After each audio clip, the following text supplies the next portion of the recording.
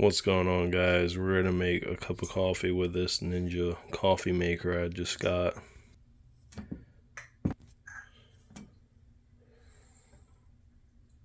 Pour some water in there.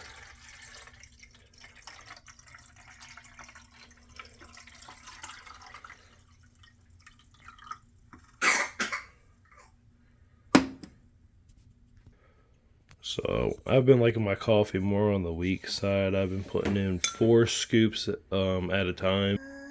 So here's the different settings and different ounces and how strong you like it. You can make it classic, rich, or you can do an over ice one. We're gonna do a hot coffee today.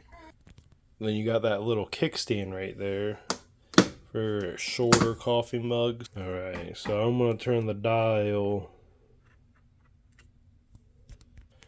I'm gonna turn the dial to the second one, and then I'm gonna press rich. That's the middle one,